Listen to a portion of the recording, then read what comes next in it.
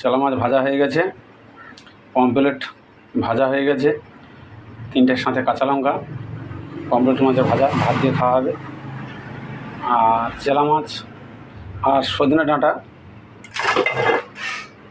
ডাঁটা আলু দিয়ে চেলা মাছের তরকারি হবে।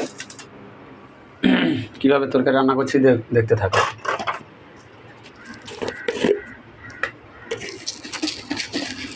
প্রথমে কড়াইতে তেল দিয়েছি, মাছ ভাজার তেল ছিল, আর অল্প একটু তেল দিয়েছি। এখন দিয়ে দিচ্ছি জিরে, গোটা জিরে। গোটা তেলে রান্না, কিছু মনে করবে না। তারপরে কাঁচা লঙ্কা কুচি আর পেঁয়াজ কুচি দিয়ে দিলাম কড়াইতে, দেখতে থাকো।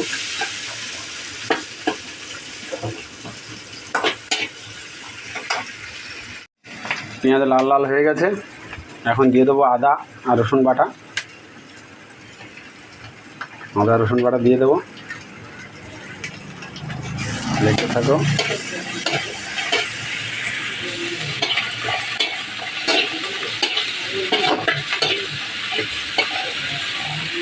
ওর সঙ্গে দিয়ে দেবো টমেটো কুচি।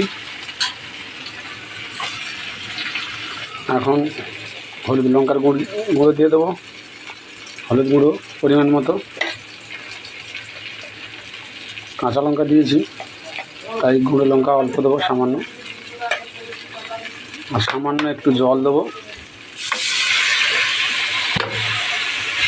যাতে না মশলাটা পুড়ে যায়।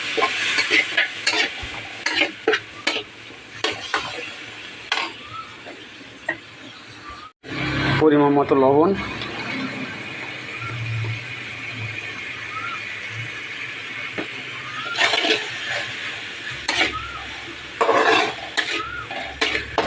আমি প্রতিদিন মাছের ভিডিও ছাড়ি বন্ধুরা, আজকে রুমে আসি তাই মাছের ভিডিও তুলে ধরতে পারলাম না। আজকের কাজ ছুটি করেছি, আজ এই রান্নার ভিডিও তুলে ধরছি তোমাদের সামনে, দেখতে থাকো।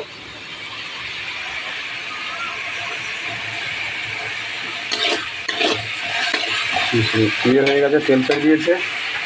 এইবার দিয়ে দেবো আলু সজনে ডাঁটা।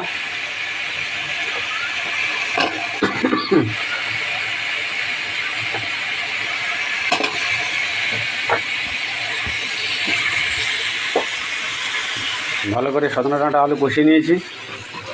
এবার বন্ধুরা দেবো জল, পরিমাণ মতো জল দিয়ে দেবো।